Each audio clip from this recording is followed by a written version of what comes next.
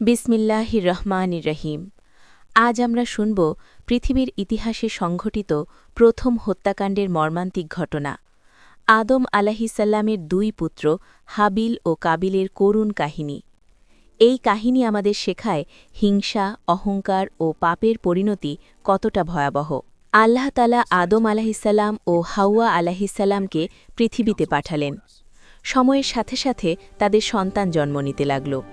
তাদের মধ্যে ছিল দুই পুত্র। কাবিল, বড় ছেলে, কৃষিকাজ করত। হাবিল, ছোট ছেলে, পশুপালন করত। হাবিল ছিল নম্র, বিনয়ী, আল্লাহভক্ত। কাবিল ছিল অহংকারী ও ক্রোধী স্বভাবের। একদিন আদম আলাহিসাল্লাম তার দুই পুত্রকে আল্লাহর উদ্দেশ্যে কোরবানি দিতে বললেন। হাবিল তার পালের সবচেয়ে সুন্দর মোটা তাজা দুম্বা কোরবানি দিল, আল্লাহর প্রতি ভালোবাসা ও ভয় নিয়ে, পরিষ্কার অন্তর নিয়ে। কাবিল দিল তার ফসলের সবচেয়ে নিম্নমানের শস্য, অনিচ্ছায়, কৃপণতায়। আল্লাহ তাআলা হাবিলের কোরবানি কবুল করলেন, কাবিলেরটা প্রত্যাখ্যাত হল। আগুন এসে হাবিলের কোরবানি ভস্ম করে দিল। এটাই ছিল কবুল হওয়ার আলামত। কাবিলের মনে জ্বলে উঠল হিংসার আগুন। সে বলল, আমি অবশ্যই তোমাকে হত্যা করব। হাবিল শান্তভাবে উত্তর দিল, আল্লাহ তো শুধু মুত্তাকিদের কোরবানি কবুল করেন। যদি তুমি আমাকে হত্যা করতে হাত বাড়াও, আমি তোমাকে হত্যা করতে হাত বাড়াব না।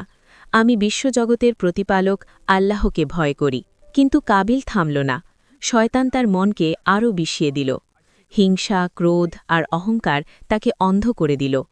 একদিন একাকী সুযোগ পেয়ে কাবিল তার নিজের ভাই হাবিলকে নির্মমভাবে হত্যা করল। পৃথিবীতে এই প্রথমবারের মতো মানুষের রক্ত মাটিতে পড়ল। এই প্রথম একজন মানুষ আরেকজন মানুষের প্রাণ নিল। আসমান জমিন যেন কেঁপে উঠল। হত্যার পর কাবিল বুঝতে পারল না ভাইয়ের লাশ কি করবে।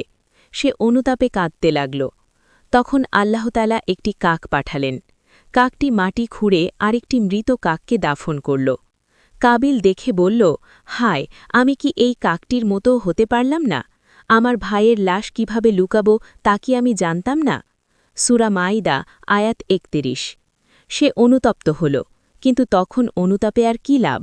নিরীহ হাবিল, যে কখনো অন্যায় করেনি, যে আল্লাহর ভয়ে জীবন দিয়ে দিল কিন্তু পাল্টা আঘাত করল না, সে হল পৃথিবীর প্রথম শহীদ। আলেমগণ বলেন, হাবিল জান্নাতবাসী, তার আত্মার সুখে আছে আল্লাহর রহমতে। আর কাবিল বহন করতে লাগল কেয়ামত পর্যন্ত প্রতিটি অন্যায় হত্যার পাপের বোঝা।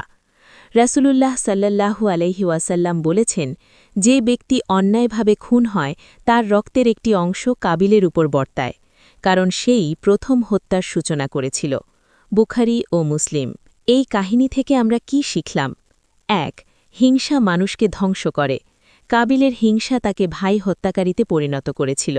২.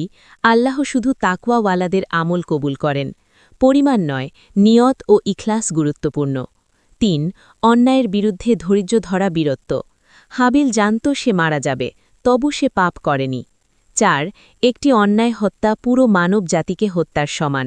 সূরা মাইদা, আয়াত ৩২। ৫. পাপের পরিণতি থেকে কেউ রেহাই পায় না, দুনিয়ায় না পেলেও আখিরাতে পাবেই।